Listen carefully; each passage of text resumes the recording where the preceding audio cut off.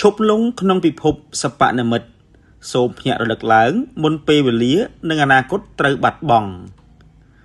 តើអ្នកធ្លាប់ឆ្ងល់ទេហេតុអ្វីបានជាស្ទឹងសង្កែធ្លាប់ទៅជាស្ទឹងធម្មតា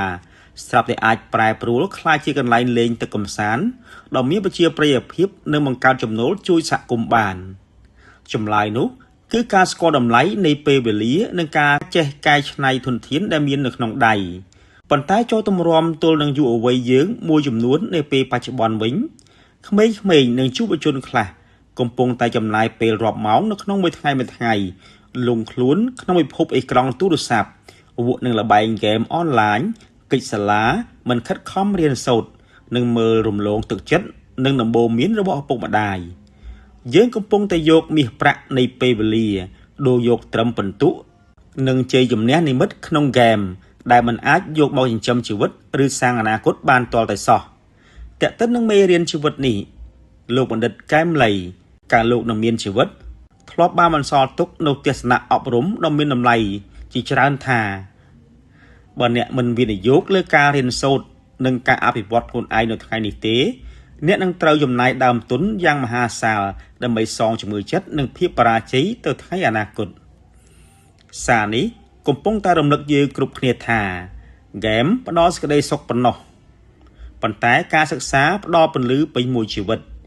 ការឈ្នះក្នុងសង្គមហ្គេមមិនអាចធ្វើឲ្យគ្រួសារអ្នកផុតពីភាពក្រីក្រមិនបានធ្វើឲ្យអ្នកក្លាយជាមនុស្សមានចំណេះដឹងឬមានតម្លៃក្នុងសង្គមនោះទេផ្ទុយទៅវិញការកិច្ចសាលាគឺជារឿងដែលធ្វើឲ្យខាតបង់ឱកាសដ៏ធំបំផុតនៅក្នុងជីវិតសូមក្រោកឈរឡើងកាន់សិភៅយកពេលវេលាដែលធ្លាប់លេងហ្គេមមកសិក្សាសមត្ថភាពនិងចំណេះដឹងវិញទឹកភ្នែកនិងដំបូន្មានឪពុកម្ដាយគឺជាស្ពានចម្លងនៃអនាគតគ្មានឪពុកម្ដាយណាម្នាក់ប្រដៅកូនដើម្បីបង្អាក់ក្តីសុខកូននោះទេពាក្យរអ៊ូរទាំនិងដំបូន្មានរបស់ពួកគាត់គឺចេញពីក្តីបារម្ភព្រោះពួកគេធ្លាប់ឆ្លងកាត់ការលំបាកនិងមិនចង់ឲ្យកូនជួបទុក្ខវេទនាទៅថ្ងៃមុខការស្ដាប់និងប្រតិបត្តិតាមដំបូន្មានឪពុកម្ដាយគឺជាស្រមោលនៃកតញ្ញូ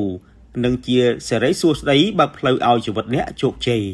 សូមរៀនកែច្នៃខ្លួនឯងដោយទឹកស្ទឹងសង្កែទឹកស្ទឹងសង្កែបើគេទុកចោលវាត្រឹមតែជាទឹកហូររំលងប៉ុន្តែនៅពេលគេចេះកែច្នៃវាប្រែជាកន្លែងលេងកម្សាន្តបង្កើតតម្លៃជីវិតយុវវ័យក៏ដូចគ្នា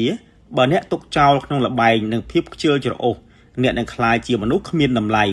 ប៉ុន្តែបើអ្នកកែប្រែទម្លាប់ខិតខំរៀនសូត្រអ្នកនឹងក្លាយជាទំពាំងស្នងរស័យដ៏រឹងមាំសម្រាប់គ្រួសារនិងប្រទេសជាតិពេលវេលាហូរទៅមុខដូចទឹកស្ទឹងសង្កែមិនដែលបកក្រោយឡើយ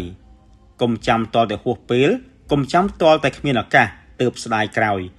យុវជនទាំងឡាយសូមភ្ញាក់រលឹកឡើងបែរមកខិតខំរៀនសូត្រធ្វើជាកូនល្អ